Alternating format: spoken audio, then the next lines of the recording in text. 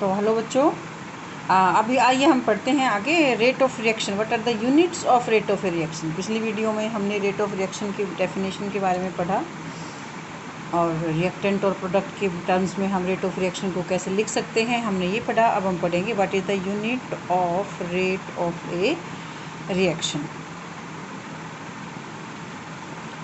Suppose dx is the small change in concentration in small intervals of time dt, change in concentration।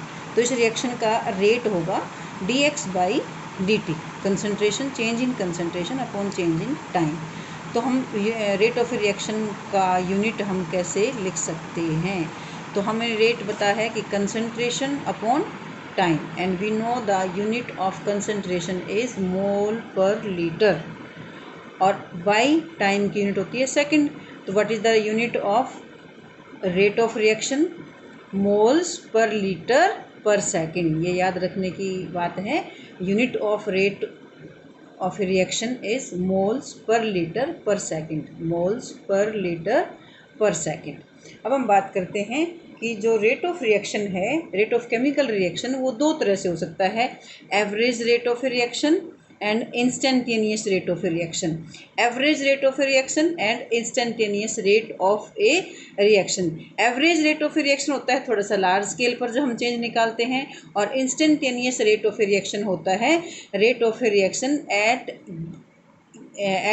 any given instant of time, at any given instant of time।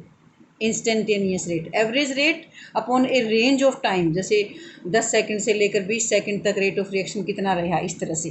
तो मान लीजिए हमने ये graph बनाया है concentration of reactants की terms में। Concentration of reactants इधर लेते हैं, इधर हम टाइम ले रहे हैं। तो स्टार्टिंग में कंसंट्रेशन ऑफ रिएक्टेंट बहुत ज़्यादा थी, और जो टाइम के साथ साथ कंसंट्रेशन ऑफ रिएक्टेंट जो है वो घटती जाती है। तो मान लीजिए टाइम t1 पर हमारे पास कंसंट्रेशन थी x1, टाइम t2 पर कंसंट्रेशन थी x2। तो चेंज इन कंसंट्रेशन कितना हुआ? x2 माइनस x1, और चेंज इन टाइम कितना हुआ? t2 minus t1। तो इसको हम कहेंगे एवरेज रेट ऑफ रिएक्शन, और वो कितना आया? Minus of change in concentration of x by change in time. और इस ग्राफ में हम आर एवरेज को हम इस तरह से लिखेंगे, change in concentration of x by change in time. तो डेल्टा जो आता है ना, डेल्टा आता है लार्ज चेंज के लिए। यहाँ पर टाइम हमारा इतना चेंज हुआ है, कंसंट्रेशन इतनी चेंज हुई है, तो इसलिए हमारे पास ये delta x by delta t।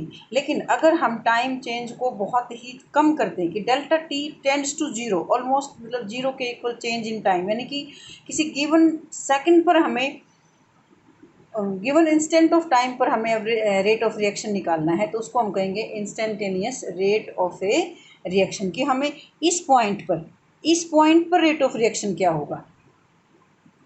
ये मान लो हमें निकालना है कि 600 सेकंड्स में रेट ऑफ रिएक्शन क्या होगा इस रिएक्शन पर।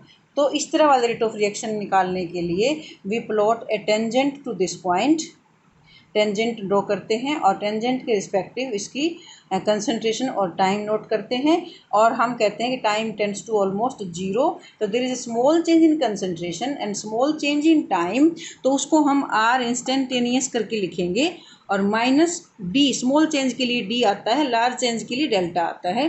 तो d change in concentration of x by d T, और अगर हम इसको प्रोडक्ट की कंसंट्रेशन में लिखें तो डी चेंज प्लस का साइन आएगा यहाँ पर, change in concentration of Y by d t. D t यहाँ पर बहुत ही स्मॉल टाइम चेंज है, जो कि हम उस ग्राफ में टेंजेंट्स के द्वारा हम निकाल सकते हैं। और ये टेंजेंट जो है, ये जो आर इंस्टेंटेनियस है, ये इसके माइनस ऑफ द स्लोप के इक्वल होगा,